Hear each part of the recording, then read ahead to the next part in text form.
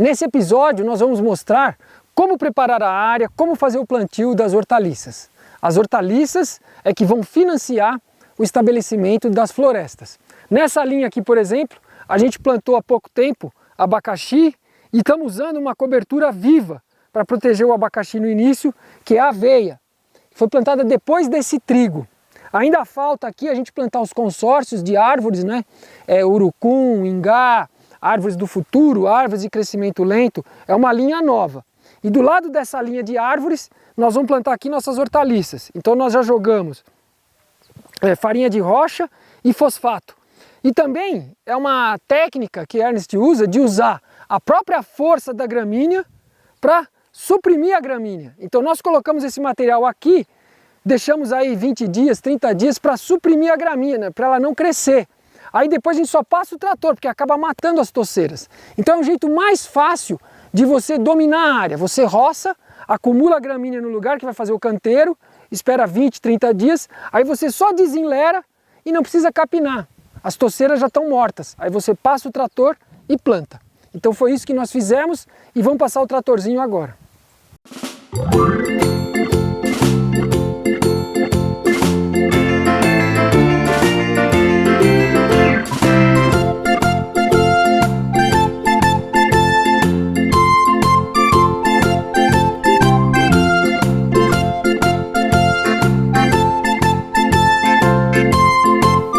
Então nós passamos o trator, aí cobrimos com uma camada de esterco.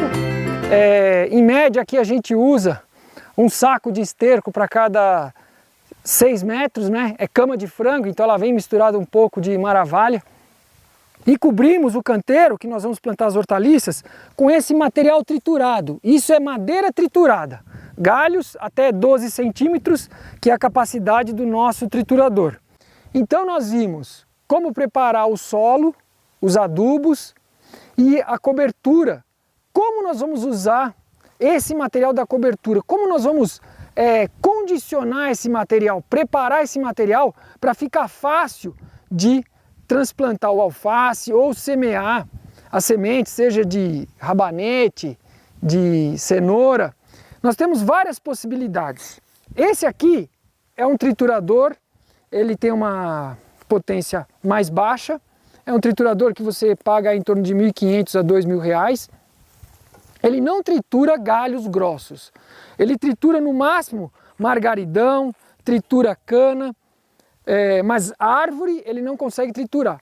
Mas esse material é excelente para a gente cobrir canteiro. Isso aqui é umas canas velhas que eu peguei de exemplo, isso é capim-elefante e aqui margaridão. Então a gente vai mostrar, isso é a cobertura do canteiro. O capim que a gente tira da área, seja braquiária, meloso, ele é muito difícil de trabalhar aqui para triturar, mas nós vamos mostrar também um pouco. O ideal é esse material aqui, lignificado, assim que nem uma vara, que é muito fácil de encaixar aqui.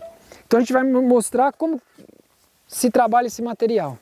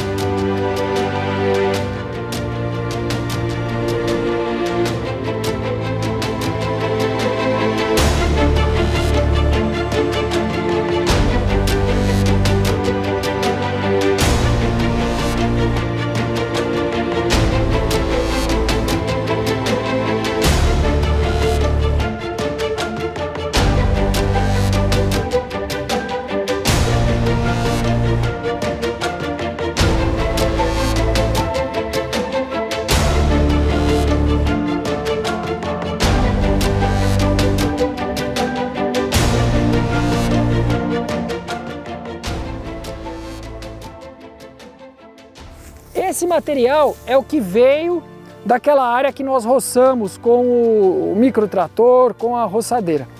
É braquiária, meloso. Geralmente é difícil de lidar com esse material para colocar no triturador, porque ele é muito, como se diz assim, ele não tem uma organização. Então você tem que ficar enfiando a mão aqui, isso é muito perigoso. E ele dura menos em cima do canteiro, porque é um material mais leve, né? Menos lignificado.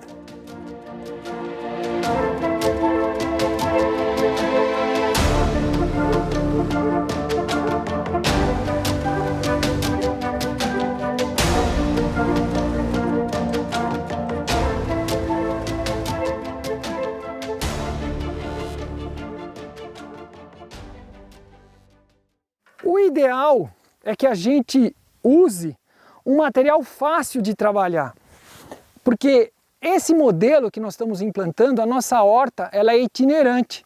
A gente sempre vai estar abrindo áreas com pasto e estabelecendo hortaliças. A gente não fica estagnado num lugar fazendo hortaliça, porque não existe horticultura sintrópica. As hortaliças, elas são um meio de financiar a implantação da floresta. Então a gente implantou hortaliça, as árvores cresceram, a gente não derruba e fica fazendo hortaliça. A gente vai para uma outra área vizinha e continua. Mas se você não tem, você quer ficar ali, você não tem áreas, você quer ficar estancado. Então o ideal é que você estabeleça uma área que seja com margaridão, capim-elefante, eu acho que até capim-elefante é melhor. Faça uma capineira forte de capim-elefante. Então você decide isso, aí você aduba a capineira e usa esse capim para cobrir os canteiros. É mais fácil de lidar com capim-elefante e margaridão do que com esse capim difícil de trabalhar para encaixar no triturador. Mas um material bom mesmo, vocês podem ver os trabalhos de Gilles Limay, a gente já citou ele no episódio anterior, vamos colocar o trabalho dele de novo na descrição do vídeo. Esse material, madeira ramial triturada. Madeira ramial é madeira de ramos. Por que de ramos? Se você olha aqui, pegar um ramo aqui, aqui ela tem uma boa proporção cerne e casca. E os nutrientes estão concentrados nessa região aqui, ó. Então até 8 centímetros que Gilles Limay usou. A gente coloca de tudo, né, na agrofloresta, podando vai tudo. Mas ele fez testes com batata, morango, com madeira ramial triturada. E outra coisa que ele não chegou a testar, porque infelizmente ele já faleceu alguns anos atrás, mas o que Ernest tinha até um encontro marcado com Gilles Limay, e uma semana antes desse encontro Gilles Limay veio a falecer. O que Ernest ia conversar é o seguinte, porque Gilles Limay não testou adubar com a madeira ramial no lugar da poda. Ele trazia os ramos de fora e fazia o experimento, e as árvores podadas não estavam no lugar. Então Ernest fala que dá uma informação de crescimento muito maior você podar as árvores do lugar, onde você está usando a madeira triturada.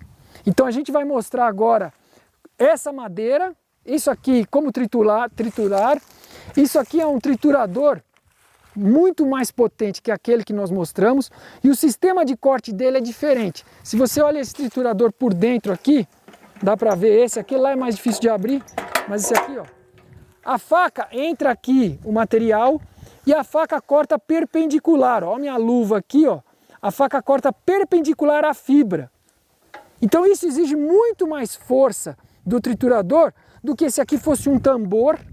Nesse caso, um tambor, como é ali aquele outro triturador da Lipel, o tambor gira e pega a madeira no sentido da fibra. Então imagina que isso aqui é a madeira entrando e o triturador são duas facas num tambor que puxam a madeira para dentro ao mesmo tempo que cortam. Então exige menos potência. Esse triturador aqui tritura até 12 centímetros. E a gente vai mostrar um pouco agora ele triturando. Esse material é excelente, ele demora mais tempo, muito mais tempo para degradar, e tem lignina, que produz humus estável, ou seja, produz terra preta. Isso é um material muito bom da gente cobrir os canteiros. Esse material aqui, ó, foi material que nós podamos do próprio sistema, das árvores aqui nas nossas linhas. É um zaraçás, ele dá um frutinho bem pequenininho, quase que não dá para comer. A gente poda ele vai rebrotar, informação de crescimento para o nosso sistema, e com esse material a gente vai cobrir os canteiros. Você pode usar as próprias árvores do lugar que você está estabelecendo as suas hortaliças. Pode fazer um corte baixo ou deixar o esqueleto e usar esse material para cobertura dos canteiros.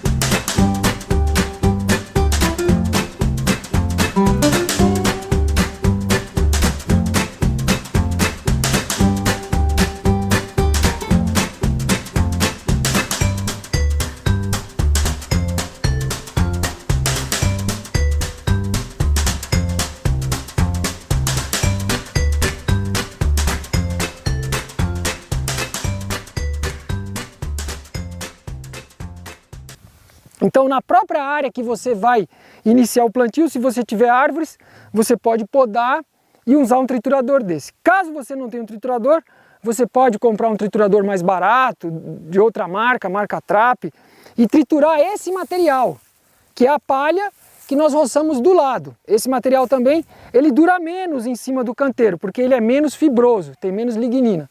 Mas também é um material muito bom para cobrir os canteiros. Aí agora nós vamos fazer um consórcio de mandioca, brócolis, alface americana, rúcula e alho poró. É um exemplo, você pode fazer centenas de tipos de consórcios. Esse é um consórcio já testado pelo Sítio Semente, pelo Ernest, funciona e nós vamos mostrar ele hoje. Nesse 1 metro quadrado aqui, nesse pequeno espaço, nós vamos explicar o consórcio completo.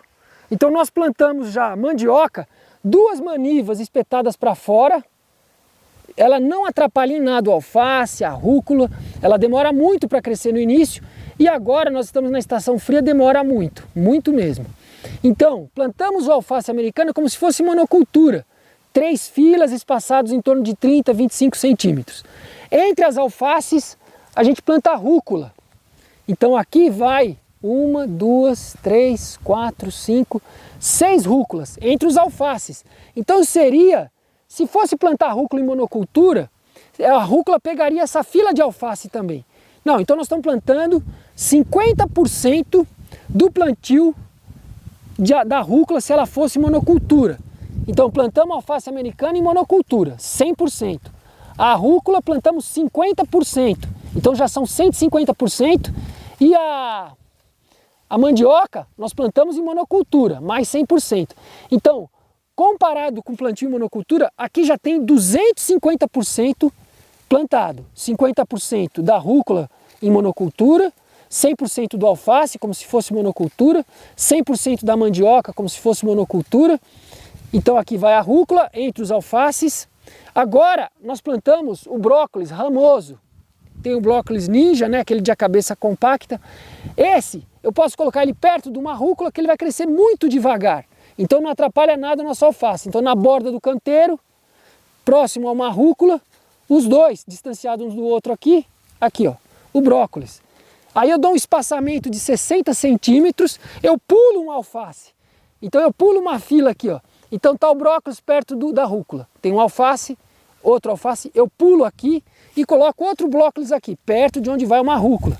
Faço a mesma coisa desse lado e aqui vai mais uma fila de rúcula. Então 1, 2, 3, 4, 5, às vezes cabe até 7, ó. Então aqui, rúcula, rúcula.